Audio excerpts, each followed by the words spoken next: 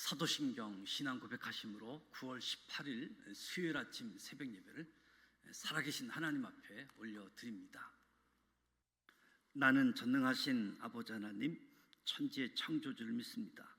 나는 그의 유일하신 아들 우리 주 예수 그리스도를 믿습니다. 그는 성령으로 잉태되어 동정녀 마리아에게서 나시고 본디오 빌라도에게 고난을 받아 십자가에 못 박혀 죽으시고 장사된 지 사흘 만에 죽은 자 가운데서 다시 살아나셨으며 하늘에 오르시어 전능하신 아버지 하나님 우편에 앉아 계시다가 거기로부터 살아있는 자와 죽은 자를 심판하러 오십니다. 나는 성령을 믿으며 거룩한 공교회와 성도의 교제와 죄를 용서받는 것과 몸의 부활과 영생을 믿습니다. 아멘. 찬송가 96장 예수님은 누구신가 하나님께 찬송하도록 합니다.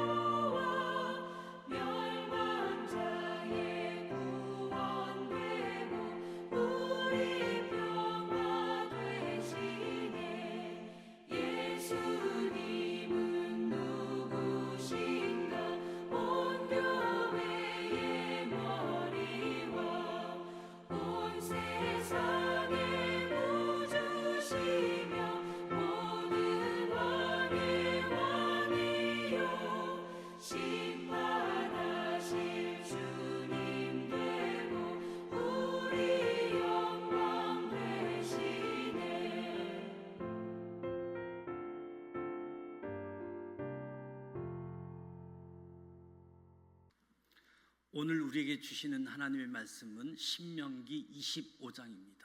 신명기 25장, 구약성경 299면 신명기 25장 1절로 19절 말씀을 봉독합니다. 사람들 사이에 시비가 생겨 재판을 청하면 재판장은 그들을 재판하여 의인은 의롭다 하고 악인은 정죄할 것이며 악인에게 태형이 합당하면 재판장은 그를 엎드리게 하고 그 앞에서 그의 죄에 따라 수를 맞추어 때리게 하라. 40가지는 때리려니와 그것을 넘기지는 못할지니 만일 그것을 넘겨 매를 지나치게 때리면 내가 내 형제를 경히 여기는 것이 될까 하노라. 곡식 떠는 소에게 망을 씌우지 말지니라. 형제들이 함께 사는데 그중 하나가 죽고 아들이 없거든 그 죽은 자의 아내는 나가서 타인에게 시집가지 말 것이요 그의 남편의 형제가 그에게로 들어가서 그를 맞이하여 아내로 삼아 그의 남편의 형제된 의무를 그에게 다 행할 것이요 그 여인이 낳은 첫 아들이 그 죽은 형제의 이름을 잊게 하여 그 이름이 이스라엘 중에서 끊어지지 않게 할 것이니라. 그러나 그 사람이 만일 그 형제의 아내 맞이하기를 즐겨하지 아니하면 그 형제의 아내는 그 성문으로 장로들에게 나아가서 말하기를 내 남편의 형제가 그의 형제의 이름을 이스라엘 중에 잊기를 싫어하여 남편의 형제된 의무를 내게 행하지 아니하나이다 할 것이요 그 성읍 장로들은 그를 불러다가 말할 것이며 그가 이미 정한 뜻대로 말하기를 내가 그 여자를 맞이하기를 즐겨하지 아니하노라 하면 그의 형제의 아내가 장로들 앞에서 그에게 나아가서 그의 발에서 신을 벗기고 그의 얼굴에 침을 뱉으며 이르기를 그의 형제의 집을 세우기를 즐겨 아니하는 자에게는 이같이 할 것이라 하고 이스라엘 중에서 그의 이름을 신 벗김 받은 자의 집이라 부를 것이니라. 두 사람이 서로 싸울 때에 한 사람의 아내가 그 치는 자의 손에서 그의 남편을 구하려 하여 가까이 가서 손을 벌려 그 사람의 음낭을 잡거든 너는 그 여인의 손을 찍어버릴 것이고 내 눈이 그를 불쌍히 여기지 말지니라. 너는 내 주머니에 두 종류의 저울추 곧 큰 것과 작은 것을 넣지 말 것이며 내 집에 두 종류의 돼 곧 큰 것과 작은 것을 두지 말 것이요 오직 온전하고 공정한 저울추를 두며 온전하고 공정한 되를 둘 것이라. 그리하면 네 하나님 여호와께서 네게 주시는 땅에서 네 날이 길리라. 이런 일들을 행하는 모든 자, 악을 행하는 모든 자는 네 하나님 여호와께 가증하니라. 너희는 애굽에서 나오는 길에 아말렉이 네게 행한 일을 기억하라. 곧 그들이 너를 길에서 만나 네가 피곤할 때에 네 뒤에 떨어진 약한 자들을 쳤고 하나님을 두려워하지 아니하였느니라. 그러므로 네 하나님 여호와께서 네게 기업으로 주어 차지하게 하시는 땅에서 네 하나님 여호와께서 사방에 있는 모든 적군으로부터 네게 안식을 주실 때에 너는 천하에서 아말렉에 대한 기억을 지워버리라. 너는 잊지 말지니라. 추석 명절 잘 보내셨습니까? 명절다운 사람은 그렇게 많지 않은 것 같습니다. 추석 명절을 위해서 수고하고 헌신하느라고 수고한 분들이 많이 있을 거라고 생각되어지는데 무엇보다도 하나님의 이로 또 하나님 말씀대로 사시느라고 믿음의 행위 하나님께서 축복해 주실 줄 믿습니다. 오늘 신명기 25장도 사회적 약자를 위한 규례를 우리가 계속 살펴보게 되어지는데요. 범죄자에 대한 보호 규정, 주인을 위해서 일하는 소에 대한 보호 규정, 대가 끊어질 위기에 놓인 가문 남편, 사별한 여인을 보호하기 위한 계대 결혼에 대해서, 재판에 대해서 여러 가지 약자에 대한 부분들을 언급해 주는데 1절에서 3절 말씀을 보면 범죄자에 대한 태형, 범죄자에 대한 태형을 집행하는 데 있어서도 규례가 있는 거지요. 시비가 생겨 재판을 청하면 재판장은 그들을 재판하여 의인은 의롭다고 해주고 악인은 정죄할 것이며 정죄하면서 태형이 합당하면 그를 엎드리게 하고 그의 죄에 따라 태형을 하라. 단 40가지는 넘지 않게 해라. 시비가 발생할 경우 누가 잘했는지 잘못한지 가리기 위해서 재판을 청하도록 하는데 재판은 객관적이고 공정한 재판이어야지 되지요. 그래서 이를 위해서 재판관은 2 이상을 세워서 시비를 가리도록 하고 있습니다. 공정한 재판을 통해서 죄 없는 사람에게는 죄 없다라고 선언을 해야지 되고 죄 있는 사람에게는 합당한 처벌을 받도록 했습니다. 지은 죄에 비해서 가중한 형벌을 선고하지 말고 지은 죄에 합당한 처벌이 내려지도록 해서 법 질서를 지키고 공정성을 유지하도록. 그래서 잘못한 사람 태형을 하는데 최대한 범위를 40대로 제한하고 있는 모습이 있지요. 참 우리가 살아가다 보면 마음 아픈 일이지만 신앙 공동체 안에서 누군가를 징계해야 할 때가 있습니다. 이때 이 말씀은 우리는 기억을 하면서 징계를 할지라도, 징계를 받을지라도 신앙 공동체 안에서 우리가 형제라는 사실을 기억하라고 하는 거지요. 징계의 목적은 보복, 파멸에 있는 것이 아니라 하나님의 백성으로 성숙함에 이를 수 있도록 지은 잘못에 대해서는 뉘우치고 회개할 수 있는 기회를 주기 위한 징계가 되도록, 징계의 목적, 함께 신앙생활하는 형제, 이것을 기억하라고 말씀하고 있습니다. 범죄자에 대해서도 보호해 주라.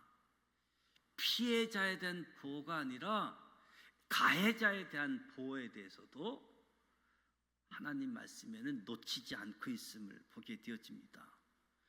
곡식 떠는 소에게 망을 씌우지 말라.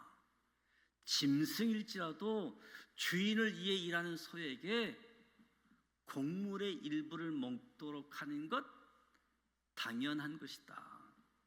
사실 소를 보호하기 위한 규정이지만 경제적 약자의 이치에서 일하는 이들을 보호하기 위한 규정이라고 할 수 있겠지요. 5절에서 계대 결혼이 무엇인지를 설명하고 계대 결혼의 목적을 이야기합니다. 한 남성이 아들을 남기지 못하고 죽는다라고 한다면 그 남성의 혈통은 이스라엘 공동체에서 영원히 끊어지게 되는 거지요. 이것을 방지하기 위해서 형제들은 죽은 형제의 아내와 동침하여 아내를 낳아 주어서 죽은 형제의 가문이 지속되도록 하는 책임을 주는 겁니다. 이 제도를 계대 결혼이라고 했습니다. 그래서 계대 결혼 책임을 담당해야지 되는데 이 책임을 감당하는 사람이 있는가 하면 이 책임을 불이행하는 사람도 있기 때문에 계대 결혼 불이행자에 대한 조치, 만일 그 형제 아내 맞이하기를 즐겨하지 아니하면 그 형제의 아내는 성문으로 장로들에게 나아가서 말하라라고 이야기합니다. 죽은 형제의 아내를 자신의 아내로 맞이해야지 되는 의무가 있는데 아내 맞이하기를 거부한다. 마땅히 행할 의무를 행하지 않기 때문에 고발하면 법적인 책임을 물을 수 있는 부분을 이야기하는 거지요. 11절에 보면 두 사람이 서로 싸울 때에 한 사람의 아내가 자기 남편을 구하려 하여 여자가 맞는 남편을 구하기 위해서 가해자의 음낭을 잡으면 그 여자를 불쌍히 여기지 말고 그의 손을 자르라라고 이야기합니다. 여기서 문제는 이 아내의 의도가 아니라 아내가 사용한 방법에 대해서 문제 제기를 하는 거지요. 자기에게 닥친 문제를 해결하기 위해서 이 문제를 넘어서서 남자의 생식 능력을 상실하도록 하는 것, 이건 문제다.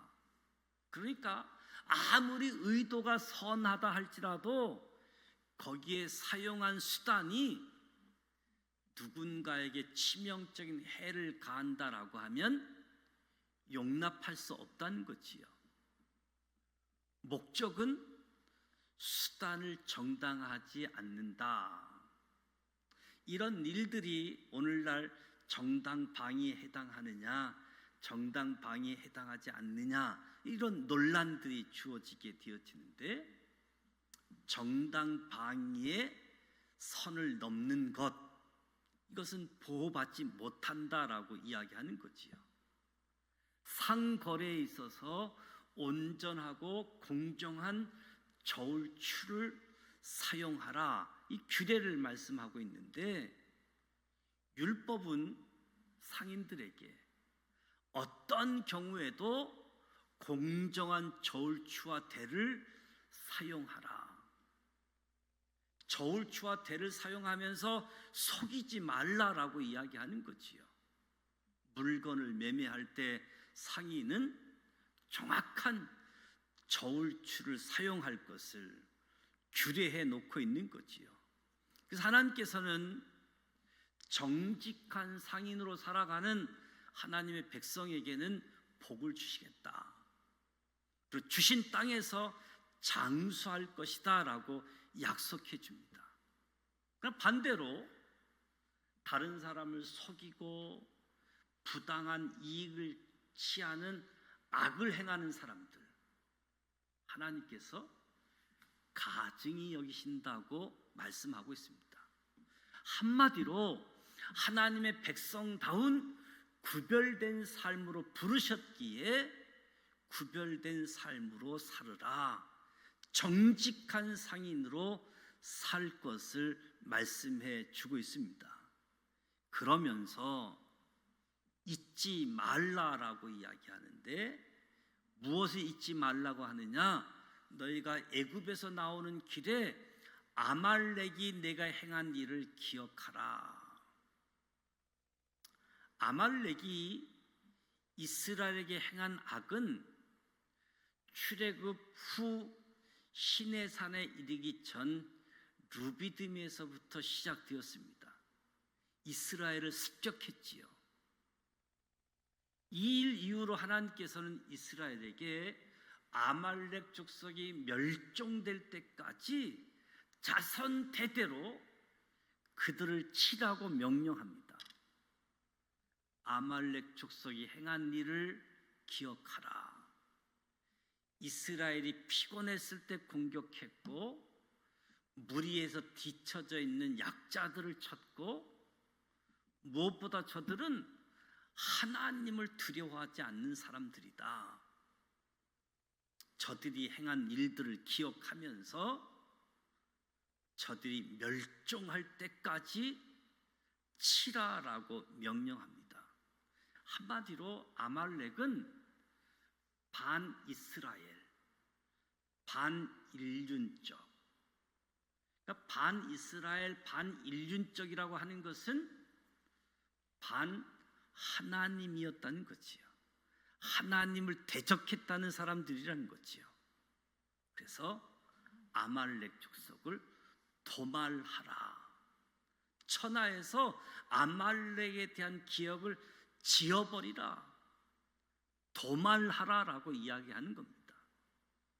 하나님은 자신의 백성이 당한 어려움을 잊지 않고 끝까지 지켜주시는 분임을 오늘 말씀을 통해서도 확인하게 되어집니다. 오늘 저와 여러분의 신앙의 길을 걸어갈 때에 어떤 부당한 어려움이 찾아올 수 있고, 우리를 해코지하는 사람도 만날 수 있을 겁니다. 그럼에도 불구하고 우리를 끝까지 지켜주시는 신실하신 주님을 기억하면서 하나님 말씀 따라 내 힘이 아닌 하나님의 은혜를 나누어주는 사람으로, 하나님의 말씀에 순종함으로 걸어가는 저와 여러분이 되시길 축복합니다. 추석 명절 연휴 마지막 날, 또 우리가 일상생활로 돌아가서 일상생활을 시작해야지 되는 때에 하나님의 자녀다운 순종의 삶을 살아갈 수 있기를 축복합니다. 지난 명절이 아니라 고난의 절기일 수도 있을 겁니다. 명절 쉬는 날이 아니라 그 어느 때보다도 수고하고 헌신하고 육체적으로 피곤한 상황일 수도 있을 겁니다. 그럼에도 불구하고 하나님 말씀 의지하고 순종한 그 헌신의 모습들이 하나님께서 귀하게 여기실 것이고 하나님께서 격려해 주실 것이고 이 하나님 말씀을 기억하면서 저와 여러분도 새 힘을 얻고 지속적으로 우리 가정, 우리 사회가 안전망을 구축하고 하나님이 통치하시는 거룩한 나라, 용서가 있고 나눔이 있고 평화를 만들어가는 하나님의 나라, 그 나라를 저와 여러분이 만들어가는 합평케 하는 하나님의 사람들 되시기를 주님의 이름으로 축복합니다. 그래서 하나님의 마음, 하나님의 뜻 실천하는 것이 참으로 어려운 때에 내 힘이 아닌 하나님의 힘으로 감당하고 다시 일상에서 하나님의 사람다운 삶으로 하나님께 영광 올려드리고 하나님의 복의 근원 통로가 되시기를 주님의 이름으로 축복합니다. 주기도문 하겠습니다. 하늘에 계신 우리 아버지, 아버지 이름을 거룩하게 하시며 아버지의 나라가 오게 하시며 아버지의 뜻이 하늘에서와 같이 땅에서도 이루어지게 하소서. 오늘 우리에게 일용할 양식을 주시고 우리가 우리에게 잘못한 사람을 용서하여 준 것 같이 우리 죄를 용서하여 주시고 우리를 시험에 빠지지 않게 하시고 악에서 구하소서. 나라와 권능과 영광이 영원히 아버지의 것입니다. 아멘.